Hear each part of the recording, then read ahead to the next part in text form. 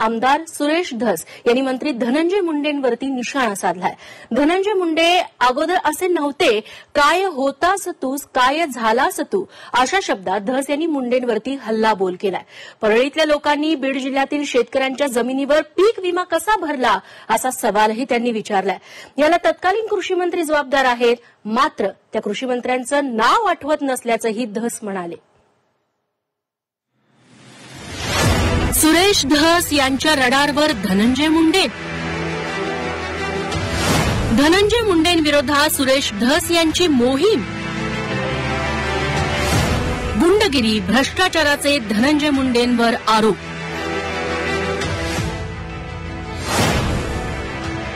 बीड जिल्ह्यातल्या राजकारणात कोण कुणाचा शत्रू आणि कोण कुणाचा मित्र हेच कळायला मार्ग नाही. बीडच्या कायदा सुव्यवस्थेच्या मुद्द्यावरून गेल्या काही दिवसांपासून सुरेश धस सातत्यानं टीका करतायत. विधानसभा निवडणुकीनंतर भाजपा आमदार सुरेश धस यांनी धनंजय मुंडेंविरोधात मोहीम उघडल्याचं पाहायला मिळतंय. पीक विम्याच्या प्रकरणावरून सुरेश धस यांनी घोटाळ्याचे आरोप केले.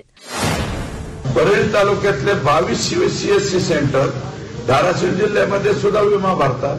22 सीएससी सेंटर परळी तालुक्यातलेच बीड जिल्ह्यातले 10,000 हेक्टरवर भरतात आणि 22 एक रामनगर तांडा म्हणून एक सीएससी सेंटर आहे, त्यांनी 40,000 हेक्टरचा विमा भरलाय परभणी जिल्ह्यामध्ये. पीक विमा घोटाळा 2023 मध्ये झाला हे धस सांगतात, पण मंत्र्यांचं नाव घेताना स्वतःचा गजनी होतो असं ते सांगतात. माझं बी कधी कधी असं होतंय, त्यामुळे ते संजय सिंगानी या नाव येतं गजनी पिक्चर मधलं आमिर खानचं. ते झालेलं आहे. मी 2023 ते 2024 पर्यंत कोण कृषी मंत्री होते हे मला आठवत नाही. धनंजय मुंडेंचं नाव घेण्याचं टाळणारे धस हे मग धनंजय मुंडेंच्या भाषेवर घसरले.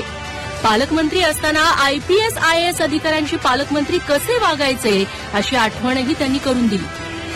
पीएसला सुद्धा कसं बोलायचं, कलेक्टरला कसं बोलायचं, यांचं बोलणं कसं असतं, काय असतं, मी खासगीत सांगेल तुम्हाला.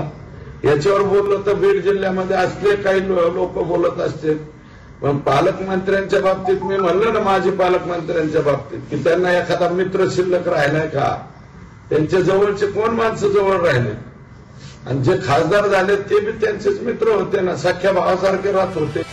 धनंजय मुंडेंच्या खाजगी जीवनावरही सुरेश धस बोलू लागले.